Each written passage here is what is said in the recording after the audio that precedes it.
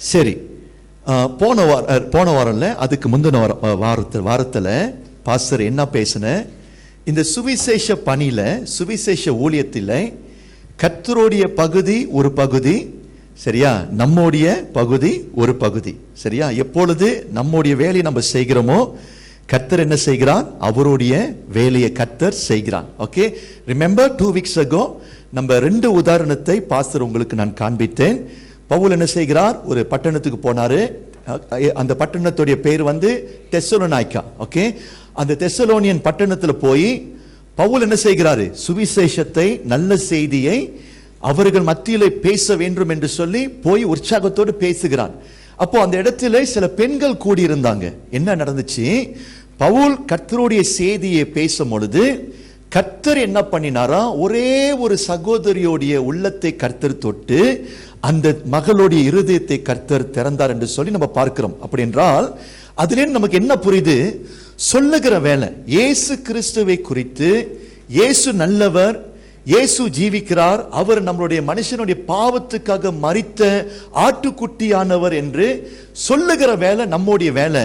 ஆனா அங்க என்ன நடந்துச்சு, நாம் சொல்லும் பொழுது உள்ளங்களை திறக்கிற வேலை யாருடைய வேலை, கர்த்தருடைய வேலையாக இருக்கிறது. நம்ம சோர்ந்து போயிடக்கூடாது.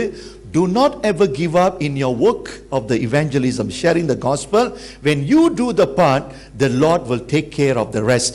ஒரு காரியத்தை நான் சொல்லுகிறேன், ஒரு மனுஷனை வந்து நம்ம கட்டாயப்படுத்தவே கூடாது, அவிசுவாசிகளை கட்டாயப்படுத்தவே கூடாது. நம்மளுடைய வேலை விதையை விதைக்க வேண்டும், சரியா. அந்த விதை வளர்ந்து வருகிறதுக்கு அது யாருடைய பொறுப்பாக இருக்கிறது, தேவனுடைய பொறுப்பாக இருக்கிறது. அது ஒரு உதாரணமாக நான் உங்களுக்கு 2 வாரத்துக்கு முன்னே நான் சொன்னேன்.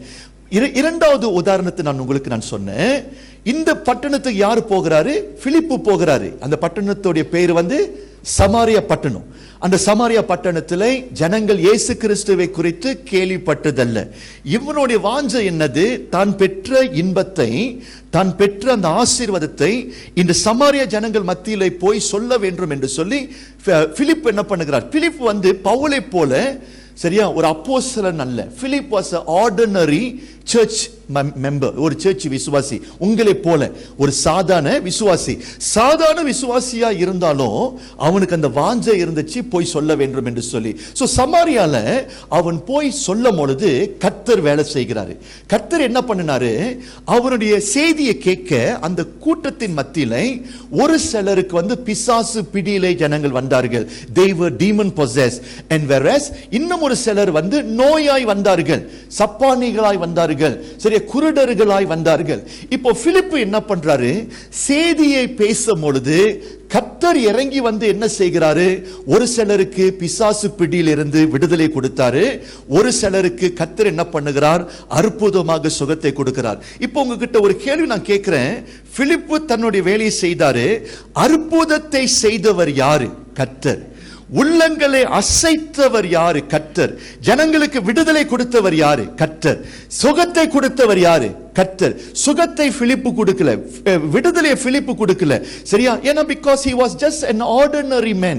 But what happened in the book of Acts chapter 8, extraordinary things took place. So நான் உங்ககிட்ட இன்னொரு காரியம் நான் சொல்றேன். சில நேரத்தில் நீங்க சுவிசேஷத்தை மற்றவர்கள் மத்தியிலே போய் சொல்லும் பொழுது, கிறிஸ்துவை அறியாதவர்கள் மத்தியிலே இயேசு கிறிஸ்துவை குறித்து நீங்க சொல்லும் பொழுது, நீங்கள் எதிர்பாராத சில எக்ஸ்ட்ரா ஆர்டினரி அற்புதங்கள் நடக்கலாம். அப்போ இன்றைக்கு நல்லா யோசிங்க, ஏன் திருச்சபையில, ஏன் உங்களுடைய வாழ்க்கையில் அந்த சூப்பர் ஆர்டினரி மிரக்கிள்ஸ், வண்டர்ஸ் நம்ம பார்க்க முடியல? பிரச்சனை வந்து கர்த்தர் அல்ல, பிரச்சனை வந்து நம்ம என்னதுன்னா, பவுலை போல நம்ம கடந்து போகல, பிலிப்பை போல நம்ம கடந்து போகல.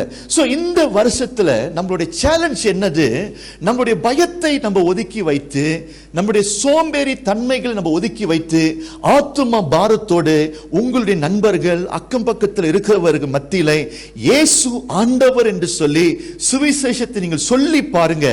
நீங்கள் என்ன செய்வீர்கள், பைபிள்ல அவர்கள் கண்ட அற்புதங்கள், அடையாளங்களை நீங்களும் பார்ப்பீர்கள். You going to see the same result. Why I'm saying that, சரியா, the Lord is the same. The Lord Jesus Christ is the same yesterday, today and forever. அன்றைக்கு அவர்கள் வணங்கின இயேசுதான் இன்றைக்கு நம்மோட இருக்கிறாரு. அந்த அற்புதத்தை நான் பார்த்திருக்கிறேன். நான் பார்த்திருக்கிறேன். நீங்களும் போய் செய்தால் கர்த்தர் என்ன செய்வார்? அவருடைய வேலையை செய்வார். அப்போ நான் என்ன கன்க்ளூட் பண்ணனா, the Lord is very much active in the work of our work of evangelism. நம்ம சுவிசேஷ பணியில never ever think நம்ம தனிமையாக இருக்கிறோம் அப்படி இல்லங்க. அந்த உதாரணத்தின் மூலமாக நம்ம என்ன பார்க்கிறோம்? சுவிசேஷ பணியில கர்த்தர் அவருடைய வேலையை வல்லமையாய் செய்து கொண்டிருக்கிறார்.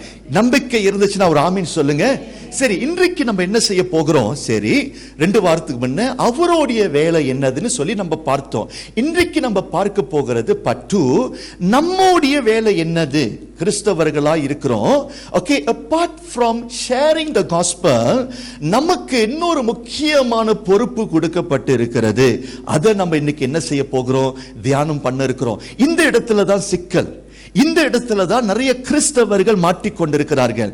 இன்னைக்கு சர்ச் ஏன் படுத்துருச்சுன்னா, இன்னைக்கு சர்ச்சில் ஏன் இஃபெக்டிவ்னஸ் இல்லை? ஏன் இன்றைக்கு சபைக்குள்ளாக ஜீவன் இல்லை? ஏன் சபை செத்த சபையாக இருக்கிறது? இதுக்கு ஒரு முக்கியமான ஒரு காரணம் இருக்குது. அதை தான் நமக்கு இன்னைக்கு என்ன செய்ய போகிறோம்? கொஞ்சம் தியானம் பண்ண இருக்கிறோம். பாஸ்டருடைய நோக்கம் என்னது? இந்த செய்தியை கேட்ட பிறகு உங்களை நீங்கள் மாற்றிக்கொள்ள வேண்டும், நான் என்னை மாற்றிக்கொள்ள வேண்டும். இந்த பகுதியில் ஒரு மாற்றம் வந்துருச்சுன்னா நான் விசுவாசிக்கிறேன் கர்த்தர் உங்கள் மூலியமாய் என் மூலியமாய் கர்த்தர் பெரிய காரியத்தை செய்ய இருக்கிறாரு. சோ இன்னைக்கு பாஸ்டருடைய செய்தியோட தலைப்பு, நம்மளுடைய பகுதி என்னது? Evangelizing by being an example Christian. Evangelizing by setting ourselves as an example Christian. இன்னைக்கு நாம் சாட்சிகளாய் இருக்க வேண்டும். நம்மளுடைய சாட்சியை பார்த்து மற்றவர்கள் என்ன செய்ய வேண்டும்? மனம் மாற்றம் அடைய வேண்டும். சரி, எத்தனை பேருக்கு மகாத்மா காந்தி தெரியும்? நமக்கு எல்லாருக்கும் தெரியும். மகாத்மா காந்தின்னு சொல்லும் பொழுது சரியா, you cannot separate him from India. Mahatma Gandhi சொல்றாரு, ஒரு வெள்ளைக்காரனை பார்த்து சொல்றாரு, ஒரு இவாஞ்சலிஸ்ட பார்த்து சொல்றாரு, ஒரு மிஷனரி, அந்த மிஷனரி இயேசு கிறிஸ்துவை நீங்கள் ஏற்றுக்கொள்ளுங்கள், அவர்தான் வழி, அவர்தான் சத்தியம், ஜீவன் என்று சொல்லி இந்த மிஷனரி மகாத்மா காந்தி கிட்ட சுவிசேஷத்தை சொல்ல போக, மகாத்மா காந்தி சாதாரண ஆர்டினரி பர்சன் இல்ல. பார்க்கும் பொழுது வெளிய தோற்றத்தில் very humble man, but he was one of the prominent lawyer. சரியா, பயங்கர ப்ராமினன்ட் லாயர், ஒரு பெரிய ஒரு பேச்சாளர். பட் அவரை பார்க்கும் பொழுது அப்படியாக இல்ல, நன்றாய் சிந்திக்கக்கூடியவர். சோ அந்த வெள்ளக்காரர் மகாத்மா காந்தி கிட்ட இயேசு கிறிஸ்துவை குறித்து பிரசங்கம் பண்ணும் பொழுது மகாத்மா காந்தி சொன்ன ஒரு காரியம் என்னது? I have no problem with the Christ, my problem was with Christians. என்ன சொன்னாரு? இயேசு கிறிஸ்துவை குறித்து எனக்கு பிரச்சனையே இல்லை, இயேசு கிறிஸ்து மீது எனக்கு நம்பிக்கை இருக்குது. ஆனாலும் இயேசுவை பின்பற்றுகிற கிறிஸ்தவர்கள் இருக்கிறாங்க பாத்தீங்களா, அவர்களுடைய வாழ்க்கையை நான் பார்க்கும் பொழுது, அவருடைய குணத்தை பார்க்கும் பொழுது எனக்கு இந்த கிறிஸ்தவ மதம் வேண்டாம் என்று சொல்லி அவர் என்ன பண்ணிட்டாரு? கிறிஸ்டியானிட்டியை இயேசு கிறிஸ்துவை அவர் தள்ளிட்டாரு. அப்படி என்றால் நமக்கு என்ன தெரியுது? இன்னைக்கு நிறைய அவிசுவாசிகள் இன்றைக்கு இயேசு கிறிஸ்துவுக்குள் அவங்க வராத தடைக்கல்லா யாரு நிற்கிறோம்? கிறிஸ்தவர்கள் தான். இன்றைக்கு கிறிஸ்தவர்கள் தான் இன்றைக்கு தடைக்கல்லாய் நாம் இன்றைக்கு இருக்கிறோம். Why people not coming to the church? Because நம்மளுடைய வாழ்க்கையில சாட்சி இல்லை. இயேசு நல்லவர் தானே, இயேசு அற்புதம் செய்தார் தானே, இயேசு மனுஷனுடைய பாவத்தை கழுவி பழைய சுபாவத்தை அவர் என்ன பண்ணுகிறார்? மாற்றி நம்மை புதிய மனுஷனாய் மாற்றுகிறார். When talking about Jesus Christ, it is all about new birth. அதாவது என்ன அர்த்தம்? இப்போ கேலப் இருக்கிறாரு, ஒரு காலகட்டத்தில் அவிசுவாசியா இருந்தாரு. இயேசு கிறிஸ்துவை அவர் கேள்விப்படும் பொழுது என்ன நடக்குது? சுவிசேஷம் அவரை என்ன செய்து மாற்றுது? அவருடைய இருதயத்தை மாற்றுது, சிந்தனையை மாற்றுது. சரியா, பழைய வாழ்க்கை கொடுமையான ஒரு வாழ்க்கை, குடி பழக்கம், கெட்ட பழக்கம், பொய் பேசுகிறது, சரியா, இந்த மாதிரி பலவிதமான தவறுகளை செய்கிற பழைய பழக்க வழக்கங்கள். But the moment you come to Christ, அந்த gospel, இயேசு கிறிஸ்து என்ன பண்ணுகிறார்? உங்களை மாற்றுகிறார். இப்போ நல்ல உங்களை பார்த்து ஒரு கேள்வி நான் கேட்கிறேன். மாற்றப்பட்ட பிறகு கேலப் பழைய மனுஷனா இருக்கவே கூடாது. கேலப்புடைய வாழ்க்கையில ஒரு புதிய குணங்கள் உருவாக்கப்பட வேண்டும். ரைட்டு தானே? புதிய கேரக்டரிஸ்டிக். பழைய சாப்டர் வேற, இப்போ இயேசு கிறிஸ்து உள்ளுக்கு வந்துட்டாரு. இப்போ கேலப்புக்குள்ளாக யாருடைய ஆவி இருக்குது? தேவனுடைய ஆவி உள்ளுக்கு வந்த பிறகு அவன் இப்பொழுது புதிய குழந்தையாய் புதிய மனுஷனாய் பிறந்த பிறகு பழைய சுபாவம் இப்பொழுது இருக்கக்கூடாது. இப்பொழுது அவருக்குள்ளாக அன்பு, அவர் பேசுகிற வார்த்தைக்குள்ளாக நல்ல ஒரு the way he speaks so graceful. சரியா? முன்ன பழைய வாழ்க்கை பொய் பேசுகிறது, பழைய வாழ்க்கையில மனைவி போட்டு அடிக்கிறது, பழைய வாழ்க்கையில முற்கோபம். கிறிஸ்துக்குள்ளாக வந்த பிறகு ஒரு பெரிய ஒரு மாற்றம். ஆனா இப்ப என்ன நடக்குது? இயேசுவை ஏற்றுக்கொண்டுட்டோன்னு சொல்றோம், இயேசு கிறிஸ்துவுக்குள்ளாக வந்துட்டோன்னு சொல்றோம். வாழ்க்கையை பார்க்கும் பொழுது பழையபடி தான் இருக்குது. முன்னையும் அடித்தாரு, இப்பயும் அடிக்கிறாரு. முன்னையும் போய் பேசினாரு, இப்பயும் போய் பேசினாரு. முன்ன தில்லும் உள்ளு, இப்பயும் தில்லும் உள்ளுனா ஜனங்கள் பார்க்கறாங்க, என்னடா இது கிறிஸ்தவன்னு சொல்றான், இயேசு வாழ்க்கையை மாற்றிட்டாங்கன்னு சொல்றாங்க, பாவம் மன்னிக்கப்பட்டதுன்னு சொல்றாங்க. ஆனா வாழ்க்கையை பார்க்கும் பொழுது எதுவாக இல்லை, ஒரு சாட்சி இல்லைன்னு சொல்லி ஆனப்படினாலே ஜனங்கள் என்ன பண்ணுகிறார்கள்? இந்த இயேசு கிறிஸ்து எங்களுக்கு வேண்டாம் என்று சொல்லி நம்மை பார்த்து அவர்கள் என்ன செய்கிறார்கள்? விலகி போகிறார்கள். நான் எப்பொழுது ஒரு காரியத்தை நான் சொல்லுவேன், நான் பேசுறேன் பார்த்தீங்களா, what ever I am speaking, அதுல வெயிட் இல்லை. எதுல நம்ம வெயிட் இருக்குது? என்னுடைய செய்கை இருக்குது பாருங்க, என்னுடைய டீட்ஸ் இருக்குது பாருங்க, அதை தான் ஜனங்கள் மானிட்டர் பண்றாங்க. இசி நான் நிறைய காரியத்தை நான் பேசலாம், ஆனாலும் நல்ல கவனிங்க, என்னுடைய செய்கை எப்படி இருக்கிறது அது ரொம்ப முக்கியமாக இருக்குது. இயேசு நல்லவர் என்று சொல்லலாம், ஆனா அந்த நல்லவரை உண்மையாக நீங்க அனுபவிச்சிருக்கிறீங்களா? இன்னைக்கு அதை நீங்கள் என்ன செய்ய வேண்டும்? பரிசோதிக்க வேண்டும். பொதுவாக நான் என்ன சொல்ல வரேன், நம்ம எல்லோரும் எப்படி தெரியுமா இருக்கிறோம்? ஒரு கதையை நான் சொல்றேன். ஒரு மனுஷன் ஷாம்பு விற்கிறான், ஒரு business man. he was selling shampoo. என்ன அந்த தெருவில் நின்று ஒரு கரிஸ்மேட்டிக்கா இந்த ஷாம்பு வாங்கி பயன்படுத்துங்க, கத்தி சொல்றாரு, உற்சாகமாய் சொல்றாரு, வாங்கி பயன்படுத்துங்க. உங்களுடைய தலையில நீங்க பூசினீங்கன்னா என்ன நடக்கும்? முடி நல்லா தளன்னு வளரும்னு சொன்னாரு. So அக்கம் பக்கத்தில் இருக்கிறவங்க எல்லாம் they were amazed the way he promote the product. என்ன பிரச்சனை? ஒருத்தனும் ஷாம்பு வாங்க வரல. ஆனா அவங்க சொல்லும் பொழுது this is the best product you made in USA, வாங்கி இதை பெற்றுக்கொள்ளுங்கள் என்று சொல்லி இது நல்ல ஆசீர்வாதம் உள்ள ஒரு ஷாம்பு என்று சொல்லுகிறார். என்ன பிரச்சனை? இந்த ஷாம்பு விற்கிறாரு பாத்தீங்களா, அவருடைய தலையில என்ன இல்ல, அவருடைய தலையில முடியல. அப்போ வர்றவங்க போகிறவங்க என்ன சொல்றாங்க? இவன் சொல்றது ஒரு காரியம், ஆனா வாழ்க்கையில ஒரு செயல்பாடு இல்லையே. அப்படிதானே நம்ம ரிஃப்ளெக்ட் பண்றோம். சரியா? நம்மளுடைய லைஃப் நீங்க நல்லா பாத்தீங்கன்னா ஐ see that நம்மளுடைய லைஃப்ல ஒரு டிரான்ஸ்ஃபார்மேஷன் இல்ல. லைஃப்ல டிரான்ஸ்ஃபார்மேஷன் இல்லை. இன்னும் what the Bible says, ஆதி திருச்சபையில விசுவாசிகளை அந்நியர்கள் பார்த்து அதிசயம் அடைந்தார்கள்.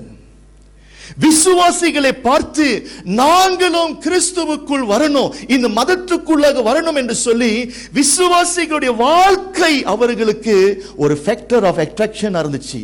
இவன் குடிகாரன், இவன் பொய் பேசுறவன், இவன் விபச்சாரி. ஆனா பாருங்க, இயேசு கிறிஸ்துவை ஏற்றுக்கொண்ட பிறகு அந்த குடும்பத்துல எவ்வளவு சமாதானம், இவர் எவ்வளவு உண்மையா இருக்கிறாரு. இவர் இப்பொழுது குடி பழக்கத்தை விட்டுட்டாரு, சிகரெட் அடிக்கிற பழக்கத்தை விட்டுட்டாரு, இப்பொழுது புதிய மனுஷனாய் மாறினார்கள் என்று சொல்லி யார் பார்க்கிறா? மற்றவர்கள் கிறிஸ்தவர்களுடைய மாற்றத்தை பார்த்து அவர்கள் சபைக்குள்ளாய் ஓடி வந்தார்கள்.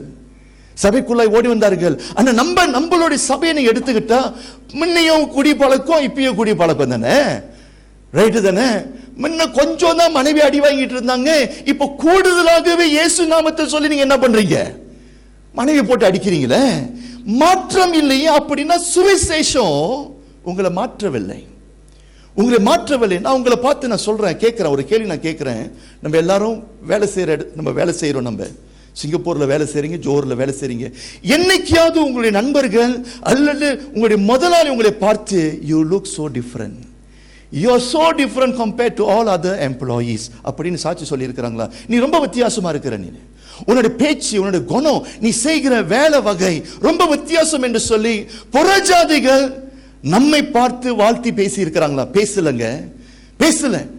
ஏன் பேசலனா, நமக்குள்ளாக கிறிஸ்து ஆக்சுவலி ஜீவிக்கல, நமக்குள்ளாக கிறிஸ்து ஜீவிக்கல. சோ இன்றைக்கு சுவிசேஷ பணி, சுவிசேஷத்தை சொல்ல போகிறோம் என்று சொல்லும் பொழுது எங்கே ஆரம்பிக்க வேண்டும்?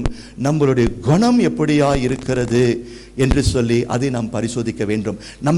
நம்மை நாம் மாற்றிக்கொண்டோம் என்றால், நான் விசுவாசிக்கிறேன், சுவிசேஷத்தை சொல்லவே வேண்டாம், நம்மளே we will be the message itself. Amen. I love that. I want the church to be the message. சொல்லவே வேண்டாம். உங்களுடைய வாழ்க்கையை பார்க்கும் பொழுது நம்மளே ஒரு மெசேஜாக, ஒரு செய்தியாக நம்ம இருக்க வேண்டும். ஆமென் சொல்லுங்க. Now this is so important. True gospel transform life. இப்போ நம்முடைய பிரச்சனை என்னது? இதை கொஞ்சம் நம்ம ஆராய்ந்து பார்க்கணும். கொஞ்சம் ஹோம்வொர்க் கொஞ்சம் நம்ம செய்யணும். This is a time to do self examination. ஏன் I am not effective Christian? Why? ஏன் நம்ம இன்றைக்கு பலவீனர்களாய் நம்ம இருக்கிறோம்? ஏன் நம்ம சாட்சி உள்ளவர்களாய் இல்லாமல் இருக்கிறோம்? இதுல ஒரு முக்கியமான ஒரு காரணம், you know what is that?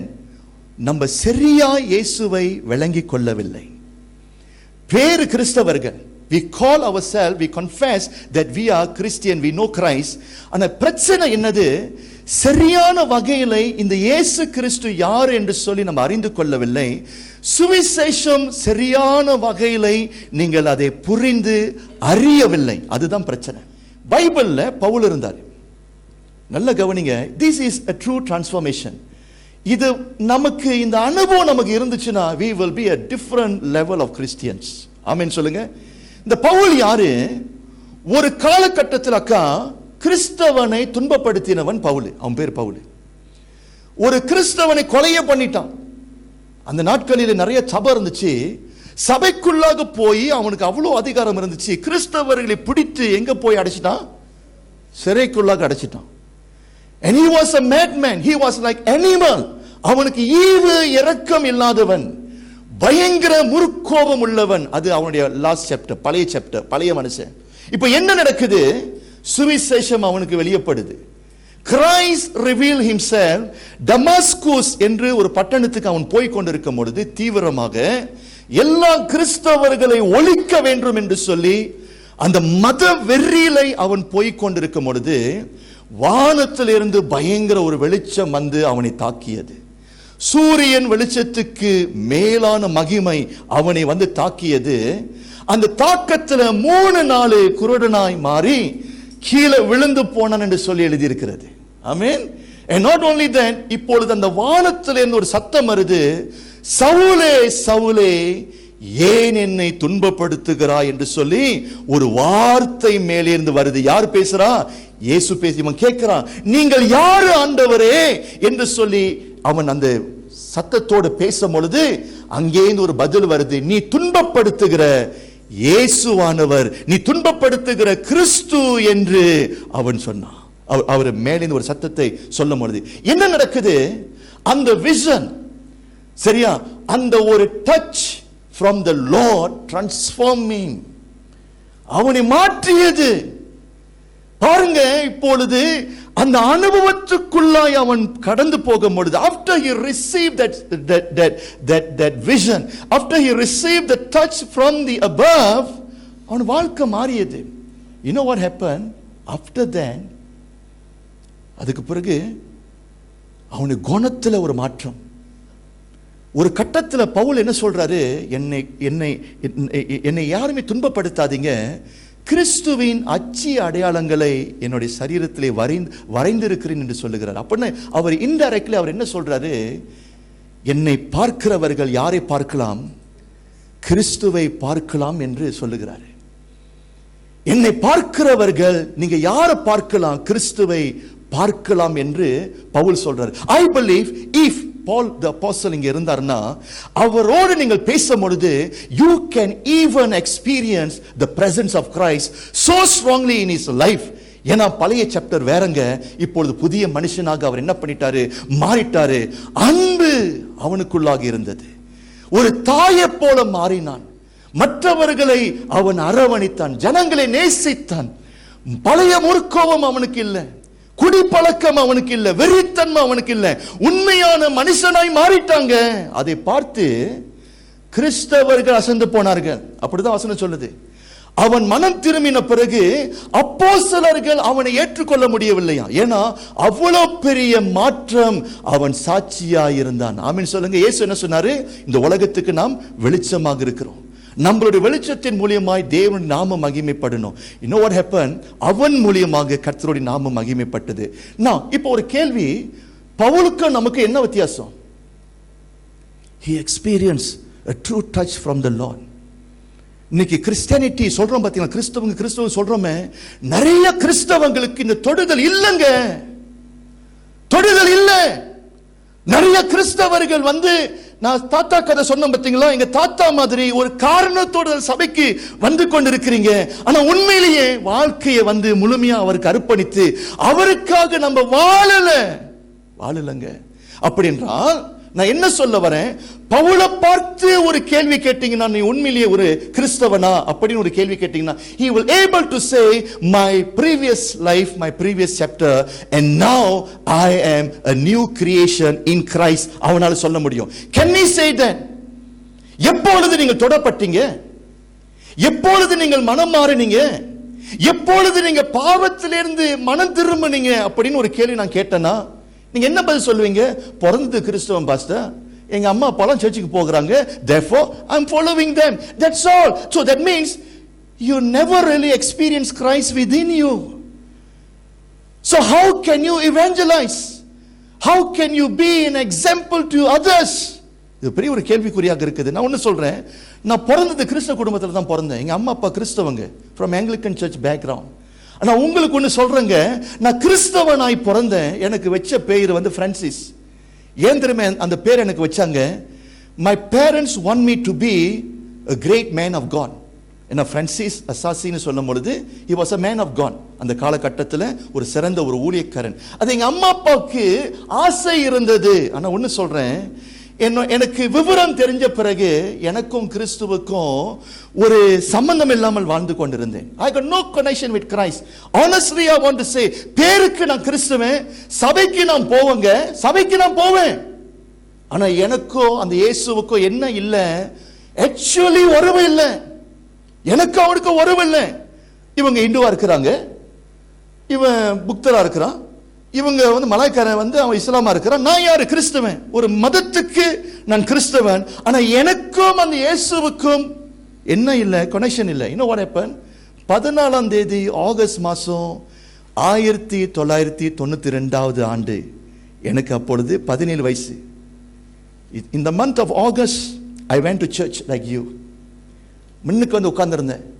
ஏன் முன்னுக்கு உட்கார்ந்திருந்தேன்னா, தருதல இவன் பின்னால இருந்தா தூங்குவான்னு சொல்லி சரியா நேரா என்ன பண்ணிட்டாங்க, முன்னுக்கு உட்கார வச்சுட்டாங்க. அன்னைக்கு பார்த்து எங்க பாஸ்டர் பிரசங்கம் பண்ணலன்னு சொல்லிட்டாரு. எனக்கோ ரொம்ப சந்தோஷம். ஏன்னா அருன்னு அறுப்பாரு பாருங்க. நான் வந்த நாளில் பாஸ்டர் என்ன சொல்லிட்டாரு, I'm not going to preach today. So I thought today we got no preaching. Right service சீக்கிரமா முடிஞ்சிரும். ஒரு பழமொழி, பழைய குருடி ஓடிடலாம், அவ்வளவுதாங்க. ஏன்? I got nothing to do with the Lord. ஆனா என்ன நடந்துச்சு, அன்னைக்கு பார்த்து இன்னைக்கு பாஸ்டர் பிரசங்கம் பண்ணல, டிஜிஎஸ் தினகரனுடைய மெசேஜை போட்டுட்டாங்க. டிஜிஎஸ் தினகரன் நமக்கு எல்லாருக்கும் தெரியும், இந்தியாவில் நல்ல ஒரு ஊழியக்காரர். அந்த ஊழியக்காரர் வீடியோவில் பேசுறாரு. வீடியோ அந்த டைம்ல சரியா வீடியோவில் பேசுறாரு. என்னத்தை குறித்து பேசுறாரு? இயேசு கிறிஸ்து மறுபடியும் உலகத்துக்கு வரப்போகிறார் என்று சொல்லி he was talking about second coming of Christ. நான் உண்மையில சொல்றேன், பிரசங்கத்தை நான் கேட்க மாட்டேன், நான் பாட்டையும் பாட மாட்டேன், நான் உருப்படாத மனுஷன், நான் உருப்படாத ஒரு தம்பி, 17 வயசு பையன், ஊதாரியா நான் வாழ்ந்து கொண்டிருந்தேன். இயேசு கிறிஸ்துடைய இரண்டாவது வருகையை குறித்து அவர் பேசும் பொழுது, மறுபடியும் இயேசு வரப்போகிறார் என்று சொல்லி அவர் செய்தியை கொடுக்கும் பொழுது, அன்றைக்கு நான் தொடப்பட்டேன். அன்றைக்கு அவர் பேசின வார்த்தை என்னுடைய இருதயத்தை ஈட்டினாலே குத்தினது போலவே நான் உணர்ந்தேன். I felt the work of the Holy Spirit on that day was so tremendous on me. நான் தொடப்பட்டேன். வானத்தில் இருந்த சரியா வானத்தையும் பூமியும் படைத்த ஆண்டவர் என்னோடு அவர் மூலியமாய் பேசனதை உணர்ந்தேன். இன்னும் என்ன நடந்துச்சு அன்றைக்கு, சவுல் எப்படி தரையில விழுந்தானோ, என்னை அறியாம கர்த்தருடைய வல்லமை அவ்வளவா இருந்தபடி நான் தரையில விழுந்து குழந்தை போல தேம்பி தேம்பி தேம்பி அழுந்த. ஆண்டவரே என்னை மன்னிங்க ஆண்டவரே, உங்களை மறுதலிச்சேன், உண்மை அறியாம வாழ்ந்தேன் அப்பா, உங்களுடைய ஒரு பேருக்கு கிறிஸ்தவனாய் வாழ்ந்தேன்னு சொல்லி நான் குழந்தை போல அழுவுறேன். எத்தனை மணி நேரத்தில் அழுந்தேன் நானு? 1 மணி நேரம் குழந்தை போல அன்றைக்கு நான் அழுந்தேன். கண்ணை திறந்து பார்க்கிறேன், நம்ம சர்ச் மெம்பர்ஸ் எல்லாம் பிகம் சோ worried. எல்லாம் என் பின்ன சுத்தி இப்பொழுது அவங்க என்னை பார்த்துக்கிட்டு இருக்கிறாங்க. தம்பி என்ன நடந்துச்சு? I told them, the Lord touched me. I know my Jesus is alive. இந்த இயேசு ஜீவிக்கிறாரு, என் பாவத்தை மன்னிச்சாரு. I was so filled with the Spirit of God. So அன்றைக்கு நான் சொல்லுகிறேன், நான் புதிய மனுஷனாய் மாறினேன். ஐயா, அரிசிக்காக சீனிக்காக நான் கிறிஸ்தவனாய் வந்து இந்த இடத்துல பிரசங்கம் பண்ணல, தொடப்பட்டவனாய் இன்னைக்கு உணர்ந்தேன். அன்றைக்கு கர்த்தர் என்னுடைய வாழ்க்கையை மாற்றினாருங்க. இன்னைக்கு என்னால சொல்ல முடியும், இனி வாழ்வது நான் அல்ல, எனக்குள்ளாய் வாழ்வது யாரு? இயேசு என்று என்னால் சொல்ல முடியும். அதுக்கு பிறகுதான் கர்த்தர் என்னை சாட்சியாய் நிறுத்தினார். அதுக்கு பிறகுதான் என்னுடைய வாழ்க்கையில உள்ள மாற்றத்தை பார்த்து சாட்சியா நிறுத்தினார். முதல் மாற்றம் என்ன தெரியுமாங்க? நான் வீட்டுக்கு போகும்பொழுது என்னுடைய சுபாவம் மாறியது. முதல் முறையாக என்னுடைய வாழ்க்கையில வீட்டு முழுவதும் சுத்தம் பண்ணினேன். என்ன பண்ணினேன்? For some reason I started to wash the dishes. I mopped the house. எல்லாத்தையும் கிளீன் பண்றேன்.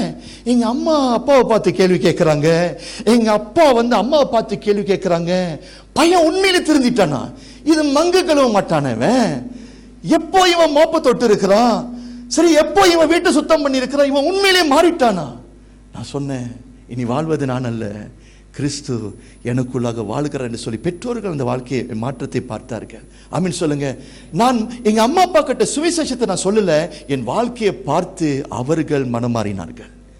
என்னுடைய சகோதர சகோதரிகள் மனம் மாறினார்கள். என்னுடைய சபைக்குள்ளாக கர்த்தர் என்ன பண்ணினாரு? என்னை சாட்சியாய் பயன்படுத்தி எல்லா சபையார்களையும் கர்த்தர் மாற்றினார். A great revival took place in Bathugaja Church because of that experience.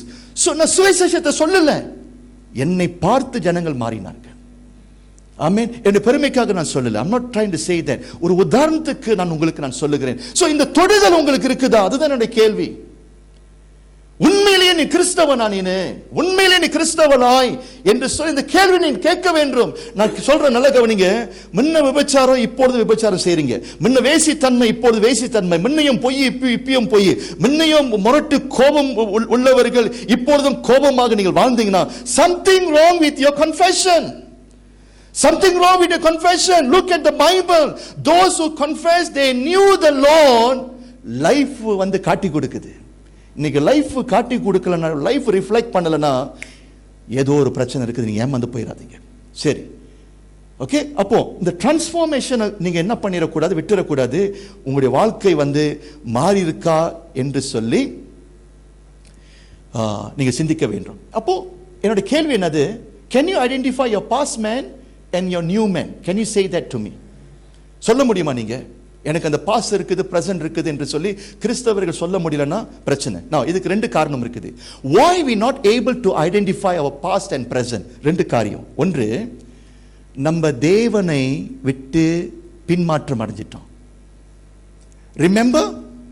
Remember இஸ்ரவேல் ஜனங்கள் என்ன சொன்னார்கள்? Of course they were godly. They believe in Jehovah in the Old Testament. They claim that they are lively before God. அவங்க என்ன நினைச்சாங்க? நாங்கள் ஜீவிக்கிறோம் என்று சொல்லி நினைச்சாங்க. They claim that they are devoted to God. என்ன நினைச்சாங்க? நாங்கள் பக்தி உள்ளவர் என்று சொல்லி நினைச்சாங்க. ஆனா ஒரு நாள் எசேக்கியேல் தீர்க்கதரிசிக்கு கர்த்தர் இப்படியாக வெளிப்படுத்துறாரு, ஒரு தரிசனத்தை காண்பிக்கிறார். The Lord showed vision concerning the people of Israel. அதுல கர்த்தர் என்ன தரிசனத்தை காண்பிக்கிறாரு?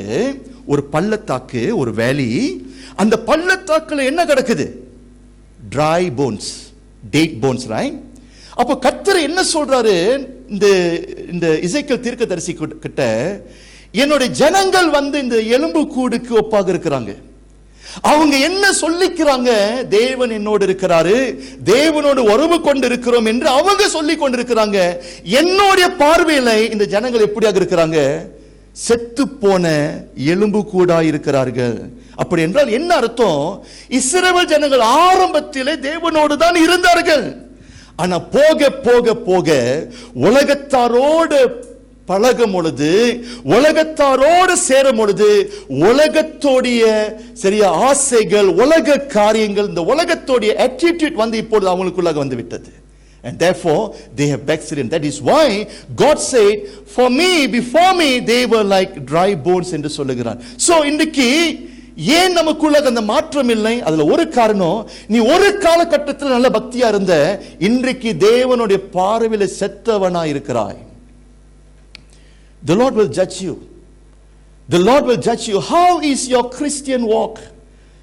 How are you walking before the Lord? நீ உண்மையிலேயே நீ கிறிஸ்தவனா இருக்கிறியா? உன்னோட ஜெப வாழ்க்கை எப்படி இருக்குது? நீ காலையிலே எழுந்திருச்சு, ஆண்டவரே நான் உண்மையை நான் நேசிக்கிறேன், உன் மீது நான் பாரமாக இருக்கிறேன் என்று சொல்லி அந்த வாஞ்சை நமக்கு இருக்குதா? வாஞ்சை இல்லை, பசி இல்லை, நீ செத்துட்ட. நீ பாருங்க, நான் உயிரோடு இருக்கிறேனா இல்லையான்னு சொல்லி எப்படி கண்டுபிடிக்கிறது?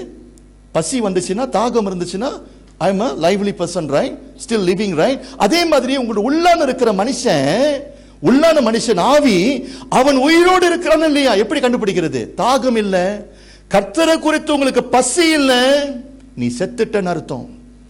காலையில எழுந்திருச்சு யாரை தேடுனீங்க? படுக்கிறதுக்கு முன்ன யாரை தேடுனீங்க? That is why I love this song. Father Bergman பாடுறாரு, என் உள்ளமும் என் உடலும் உமக்காகத்தான் ஏங்குதையான் சொல்றாரு. பாடுவீங்களா? பாடுறீங்களா? அது ஒரு அனுபவமாக மாறுதா? ஆண்டவரே காலையில எழுந்திருச்சிட்ட, ஆண்டவரே நீர் எங்கே ஆண்டவரே என்று சொல்லி தேடுகிறோமா? தேடலன்னு என்ன அர்த்தம்? கிறிஸ்தவர்களே நீங்கள் பின்மாற்றம் அடைஞ்சிட்டீங்கன்னு அர்த்தம். சோ இன்னைக்கு சரிப்படுத்துங்க. நீ கர்த்தர் இன்றைக்கு என்னோடு பேசுகிறார், உங்களோடு பாஸ்டர் மூலியமா உங்களோடு பேசுகிறார். இன்றைக்கு உனக்குள்ளாக இன்றைக்கு அந்த கிறிஸ்துவம் இல்லாத காரணம், Christ is no more in your life, you have backslidden. கர்த்தர் பேசிக் கொண்டிருக்கிறார். இரண்டாவது நான் சொல்றேன், இதுதான் டேஞ்சர். நிறைய பேர் இன்னும் ரட்சிக்கப்படாமல் சபையில் வந்து உட்கார்ந்து இருக்கிறீங்க. ஐ கேன் சே, நான் திட்டவட்டமாக நான் சொல்ல முடியும், யூடியூப்ல நீங்க பார்க்கிற இந்த கிறிஸ்டியன் நிகழ்ச்சி சபைகள், I can strongly say 80 to 90% you're watching the Christian world சொல்றோம் பாத்தீங்களா, many of them not born again. Many of them they got nothing to do with Christ. They got nothing to do with Christ. அவர்கள் ரட்சிக்கப்படாதவர்கள், ஆனாலும் ரட்சிக்கப்பட்டுட்டோம் என்று சொல்லிக் கொண்டிருக்கிறார்கள். இயேசு சொன்னாரு, பரலோகத்துக்கு போகிற வாசல் எப்படி போன்ற வாசல், பாதாளத்துக்கு போகிற வாசல் எப்படி போன்ற வாசல் என்று சொல்லுகிறார். இயேசு என்ன சொன்னாரு? பரலோகத்துக்கு போகிற வாசல் குறுகிய வாசல் சொன்னாரு, பாதாளத்துக்கு போகிற வாசல் இலவசமா இருக்குது. அநேகர் பரலோகத்தின் வாசலை நோக்கி போனார்களா, போய்கொண்டிருக்கிறார்களா, அல்லது பாதாளத்தை நோக்கி போய்கொண்டிருக்கிறார்களா? இயேசு தெளிவாய் சொல்லுகிறாரு, அந்த இலவசமா அந்த பெரிய வாசலாக இருக்குது பாத்தீங்களா, அதே நோக்கி தான் அநேக ஜனங்கள் போய்கொண்டிருக்கிறார்கள். இந்த வார்த்தை இயேசு யாரை பார்த்து சொன்னாரு? யூதர்களை பார்த்து சொன்னாரு, புறஜாதியை பார்த்து சொல்லல. Do you know that? Jesus இந்த பிரசங்கத்தை யாருக்கு பண்ணினாரு? புறஜாதிக்கு சொல்லல, யூதர்களை பார்த்து சொன்னாரு. who claim Jehovah is our God, and Jesus said to them, many of you going in the path of hell சொன்னாரு. அப்படின்னா என்ன சொல்றேன், இன்னைக்கு இயேசு இருந்தாருன்னு அதே செய்தியை சொல்லுவாரு. இன்னைக்கு உண்மையிலே நீங்க ரட்சிக்கப்பட்டவர்களாக வந்து உட்கார்ந்து இருக்கிறீங்களா? மல பிரசங்கத்துல Jesus put it this way, கடைசி நாளிலே எத்தனை பேர் விசுவாசிக்கிறீங்க இயேசு மறுபடியும் உலகத்துக்கு வர போறாருன்னு சொல்லிட்டு? ஒரு ஆமீன் சொல்லுங்க. Jesus will return back into this world. ஒரு சேவியரா வரமாட்டாரு, ஒரு ஜட்ஜா வருவாரு. அவருக்கு முன்பதாக எல்லாரும் நிற்க வேண்டும்.